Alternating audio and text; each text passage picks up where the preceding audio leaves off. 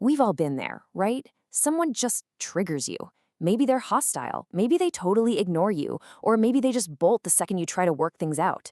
You're standing there wanting to talk, to explain, to fix it, and they just run.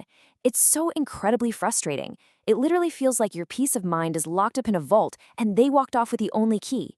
You're just left holding all this chaotic emotional energy, completely dependent on them coming back to make it right. But honestly, think about this for a second. What if you don't actually need them to stay? What if that key isn't in their pocket at all, but hidden somewhere deep inside of you?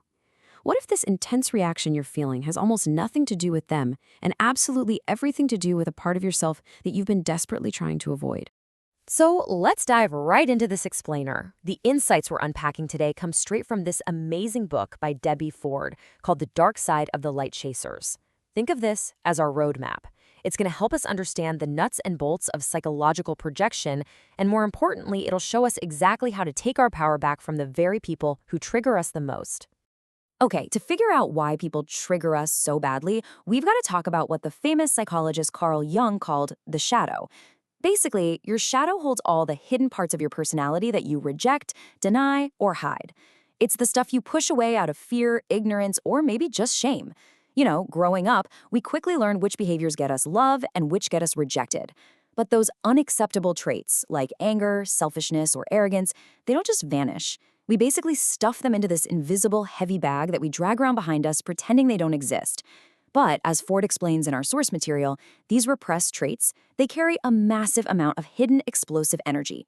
To make this super practical, Ford uses this incredible, vivid physical metaphor called the 100 sockets. And let me tell you, once you visualize this, you're literally never going to look at a frustrating conversation the same way again. Just imagine that right on your chest, you have 100 different electrical sockets. Each single one represents a specific human trait. Now, the traits you've actually embraced and accepted about yourself, whether they're good or bad, those are safely covered up by sleek golden protective plates. But the traits you judge or hide or completely deny in yourself, those sockets remain wide open. And they aren't just open, they are live. Picture them emitting these tiny, sparking blue electrical bolts. They are highly, highly charged. Think about the difference here. When you're just walking through life and someone acts out a trait you've already owned, like let's say laziness, and you fully accept that, yeah, sometimes you can be lazy, it just bounces right off that covered socket. No biggie. But if someone walks by displaying a trait you deeply repress and judge, let's say arrogance, guess what? They are carrying the exact plug for your open socket. They plug directly into that live sparking socket, giving you a massive, instant emotional shock. That huge zap you feel, that is the feeling of being triggered. Let's ground this with a real-world story straight from the book. Debbie Ford was actually leading a seminar over in Oakland, California, and in the audience was this participant named Arlene. All week long, Arlene kept standing up to challenge Debbie, using this super aggressive, totally condescending tone. It was incredibly disruptive, and man, it got completely under Debbie's skin. Debbie was going home furious every single night. She was obsessing over Arlene, totally consumed by why this woman hated her so much, and why she was acting out like this. I mean, she was completely triggered. Finally, she couldn't shake it, so she called up a colleague named Susan, who had been in the room too. She asked, "What is going on with her?" And Susan was just incredibly blunt. She basically said, "Debbie, don't worry about her. She's just a racist." Well, Debbie was absolutely horrified by that word. She immediately, reflexively denied it. I mean, she thought of her father, who was a civil rights lawyer. She thought of her friends. She's thinking, no way. I am not a racist. That's impossible. But here is the absolute central lesson from Ford's work. What you don't own ends up owning you. Because Debbie had completely disowned even the tiny capacity for prejudice within herself, Arlene's behavior was plugging directly into a wide-open, highly charged socket on Debbie's chest. These unacknowledged traits literally control our lives from the shadows.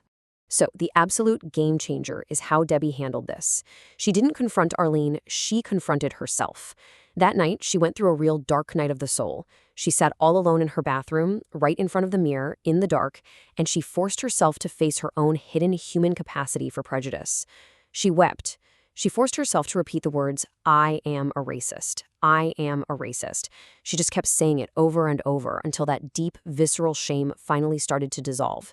She had to own that, just as a human being, the capacity for that trait existed within her too. And by doing that grueling mirror work, she had a massive breakthrough. Carl Jung always said, the gold is in the dark. And Debbie? She found the hidden gold in her shadow. By finally owning this uncomfortable trait, she realized that her deeply buried fear of prejudice was actually the exact engine fueling her incredible passion for equality and her work in prison reform. The trait she hated the most was literally the shadow side of her greatest strength. Now, watch what happens to the external trigger because this is wild. The next day, Debbie goes back to the seminar. She's feeling completely different, lighter, resolved. During the session, Arlene raises her hand and Debbie immediately braces herself. But Arlene just stands up, smiles warmly, and publicly praises Debbie's work and the impact of the seminar. Not a single word had been spoken between the two of them outside of that room.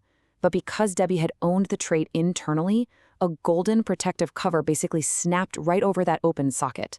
The external conflict just dissolved naturally. This absolutely nails the profound takeaway of today's explainer. When you completely own a triggering trait within yourself, when you accept that, hey, you too have the capacity to be aggressive or selfish or whatever it is that's bothering you, you take your power completely back. The other person is suddenly freed from having to act it out for you.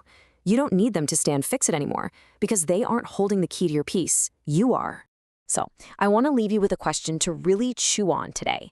Who are you projecting your shadow onto right now? Who is that person whose behavior just absolutely infuriates you? And what open socket on your own chest are they plugging into? Remember those 100 sockets. The next time someone runs away, don't chase them. Look inward, find that open socket, and reclaim your own peace of mind.